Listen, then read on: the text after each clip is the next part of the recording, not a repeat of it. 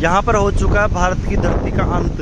उसके बाद में यहाँ पर पूरा जो समुद्र है, हिंद महासागर समुद्र आपको देखने को मिलेगा, जो कि कई किलोमीटरों, हज़ारों किलोमीटर दूर तक आपको यही देखने को मिलेगा।